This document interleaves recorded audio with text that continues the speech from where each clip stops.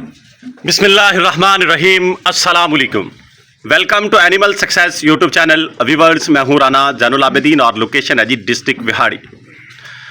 आज की इस वीडियो में बात करेंगे कि हम जो है जो नई नस्ल है, जो फीमेल्स हैं टॉप क्वालिटी की, जिनको हम प्रोड्यूस कर लेते हैं, क्रॉसिंग अच्छे बकरे से करवा कर उनको माओं से बेहतर बच्चे उनसे ले लेते हैं। फिर उनको प्रिपेयर कैसे करना है, कैसे उनको तैयार करना है, ये आपके सामने 3 पट्ठे हैं जी। ये चौथा बकरा है, ये तो वैसे कुर्बानी पर्पज़ के लिए मैंने परचेज़ किया है। ये 3 पट्ठे हैं जी। ये मेरे पास जो आने वाली नस्ल है वो है जी। इनमें से 2 पट्ठे जो है वो मेरे घर की हैं, एक मेरी परचेजिंग है। ये 3 पट्ठे हैं और इनको मैं प्रिपेयर कर रहा हूँ फॉर दी फ्यूचर। यानी ये फ्यूचर टॉप क्वालिटी की फीमेल्स मेरे पास हैं और मैं इनको क्या फीड दे रहा हूँ, यानी इनको मैं बाकियों से हट के ज़रा इन तीनों की केयर कर रहा हूँ। और वो ये है कि इस टाइम गंदम इजाफी मैं इनको खिला रहा हूँ। इनकी सारी रूटीन मैं आपको बताता हूँ, लेकिन फ़िलहाल ये गंदम खा रही हैं। ये देखें, साबुत गंदम है जी, ड्राई खुश्क गंदम। एज मैं इनकी बताता हूँ, इनकी क्वालिटी आपको बताता हूँ कि किस वजह से मैंने अपना हाथ रखा हुआ है। याद रखिएगा, नस्ल अकेली कुछ भी नहीं होती अगर फीड हम प्रॉपर जानवरों को ना दे पाए। फीड बहुत इम्पैक्ट रखती है जानवर के ऊपर, जानवर की क्वालिटी के ऊपर फीड का बहुत बड़ा असर होता है। ये जो दोनों मेरे घर की हैं, ये बड़ी बकरी की पट्ठे हैं जी, और इनकी एज जो है वो तकरीबन 1 साल हो चुकी है। ये 1 साल की पट्ठे हैं जी, 12 माह। और ये भी इनके साथ जो है इसकी एज भी तकरीबन इतनी है, यानी तीनों ये 1 साल के राउंड अबाउट की खीरी पट्ठे हैं। अभी तक ये नॉर्मल फीड पे चलती आ रही थी। मेरे जो घर की ये पट्ठे हैं दोनों, इनको शुरू में माँ का दूध जो है वो प्रॉपरली नहीं मिला, इस वजह से ये थोड़ी सी वीक रही हैं। अब आके कुछ ना कुछ ये बेहतर हो रही। क्वालिटी इनकी चेक करवा देता हूँ आपको कि गुलशुल इनके नीचे से बहुत आला क्वालिटी के हैं और ये इस ब्रीडर की हैं, मेरे वाले ब्रीडर की जो बेटी हैं। और याद रखिएगा, किसी भी ब्रीडर का एग्जैक्ट पता हमें तभी चलता है जब उसके बच्चे जो हैं वो जवान होते हैं, वो तैयार होते हैं। पट्ठें तैयार होती हैं तो हमें पता चलता है कि ये कैसी पट्ठें डालता है। बकरा तैयार हो तो पता चलता है कि ये किस तरह के बच्चे जो है वो डालता है, यानी पैदा करता है। और ये तीसरी जो है, इसका भी साथ आपको बताता चलूँ। ये देख लें जी, बीतल में प्योर ब्लैक के अंदर है, बड़े छोटे छोटे सींग हैं। इसके बाप का मुझे पता नहीं है कि कौन सा था, लेकिन ब्लड लाइन का पता है कि ये कहाँ से आई है और इसकी माँ मेरे पास मौजूद है। तो ये तीनों जो हैं हुस्न के लिहाज से, क्वालिटी के लिहाज से, नस्ल के लिहाज से बड़ी टॉप की। तो इनको फीड जो मैं दे रहा हूँ सुबह के टाइम जो है वो ये जो भूसा है मेरे पास, फ़िलहाल मैं इनको मूंगफली का भूसा डाल रहा हूँ। ये इन्होंने खा लिया है सुबह सुबह।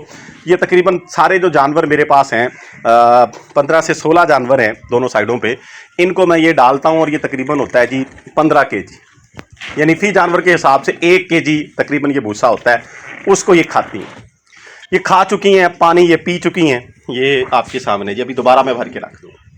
और टाइम इस वक्त तकरीबन 7:30 के करीब का, 7:30 के राउंड अबाउट का टाइम है।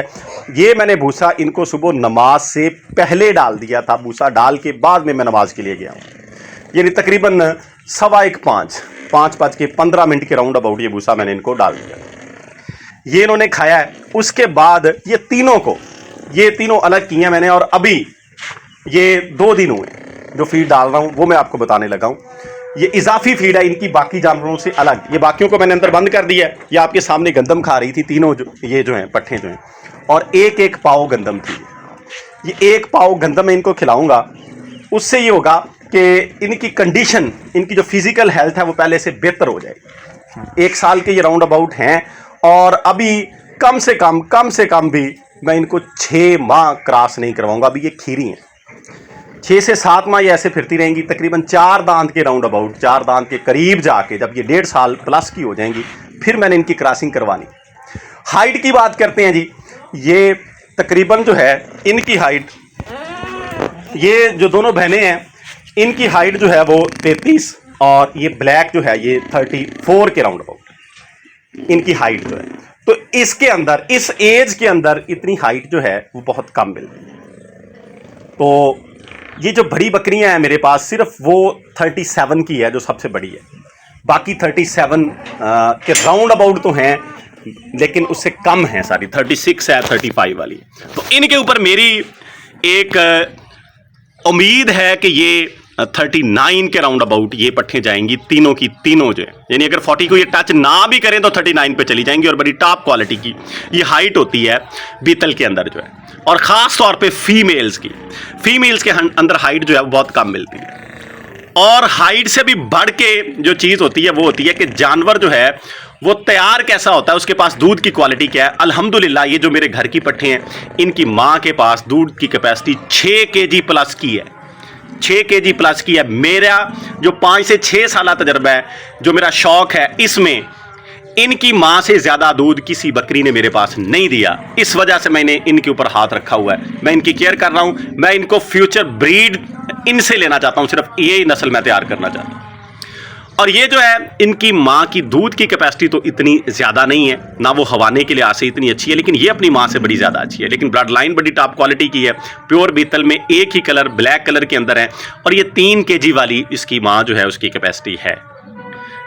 तो लेकिन इसके ऊपर उम्मीद ये है क्योंकि इसका बाप मैंने नहीं देखा है, लेकिन जिस भाई से मैंने परचेज़ की है उन्होंने वो देखा हुआ है, उन्होंने कहा कि बड़ा टॉप क्वालिटी का है, तो एतमाद वाले बंदे हैं जी, तो उनसे मैंने ये परचेज़ की है और अल्हम्दुलिल्लाह मैं मुतमईन हूँ कि ये अच्छी तैयार हो जाएगी। तो उनके पास इसकी माँ के लिहाज से बाकी नस्लें भी मौजूद थी, लेकिन जिस बकरी से वो क्रॉस हुई थी वो मौजूद नहीं था, इसलिए मुझे एग्जैक्ट पता नहीं है बाप का। लेकिन कहते हैं कि बच्चे बता देते हैं कि ये किस नस्ल से बिलोंग करते हैं। ये आप देखें इसकी ये फेस क्वालिटी माशाल्लाह, अभी ये 1 साल के राउंड अबाउट है, खीरी है जी मुंह से। अच्छा, इस टाइम ये इजाफी 1 पाव गंदम इनको मिलेगी। दोपहर में जो है तकरीबन 2-3 बजे इनको मिलेगा जी चारा, और वो चारा होगा जी मकई का कट। आजकल मैं वो जिसे हम काचा बोलते हैं वो मकई का कट इनको डाल रहा हूँ, और फिर शाम में जब वो उसको खा लेती हैं एक दफ़ा, उस मकई के कट के अंदर अब मैं थोड़ी सी तूड़ी, गंदम की तूड़ी ऐड कर रहा हूँ, वो भी इंशाल्लाह ताला आपको प्रैक्टिकली भी दिखा दूंगा। तो जब एक दफ़ा खा लेती हैं फिर उसमें मज़ीद मैं डालता हूँ वही चारा, और जब मैं दोबारा डालता हूँ, थोड़ा बहुत पहले की भी इन्होंने कोई वेस्टेज बचाई होती है तूड़ी जो है, तो दोबारा जब मैं चारा डालता हूँ तो उसके ऊपर फिर मैं चोकर और ये दलिया गंदम मकई का ये भी ऊपर डालता हूँ। उससे ये होता है कि ये फिर सारा कुछ खा जाते हैं। अभी ये देखें, ये कल का इसके अंदर कुछ वेस्टेज मौजूद होगा, ये देखें बस ये बचता है, उसी में मैंने ये मूंगफली का भूसा डाल दिया था, बाकी सारा ये खा जाते हैं। ये जो गंदम की तूड़ी है उसमें से सिर्फ ये बचते हैं, ये देख लें जो ज़्यादा मोटे होते हैं, बाकी ये खा जाती है। डालता मैं थोड़ी हूँ, तकरीबन ये जो बर्तन है ना,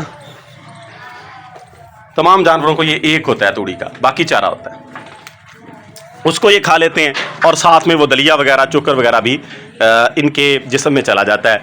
तो ये इनकी फीड है जी, और साथ में इनको मैं दे रहा हूँ जी ऑयल है जी, सिर्फ और सिर्फ सरसों का। फ़िलहाल जो सरसों का ऑयल है वो 15 cc फी पट, ये तीनों पट्ठे जो हैं इनको मैं वो दे रहा हूँ, तो इससे इंशाल्लाह ताला ये अच्छी तैयार हो जाएंगी। अभी मैंने ये फीड इनकी स्टार्ट की है, 2 दिन हुए हैं सिर्फ, तो मैंने आपको इनकी कंडीशन और ख़ुराक बता दी है। इंशाल्लाह ताला ठीक 15 से 20 दिन के बाद, 2 से 3 हफ्तों के बाद आपको दोबारा दिखाएंगे कि फ़ीड के क्या असरात इनके ऊपर हो रहे हैं।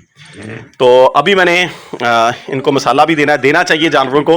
वैसे तो मैं पाउडर की शेप में देता होता हूँ, लेकिन अचार की बाकियात हैं जी, ये कुछ ये आपको दिखाता हूँ, ये अचार की बाकियात है, ये मैं अब इनको दूंगा, 1-1, 2-2 चम्मच इन जानवरों को खिला दूंगा।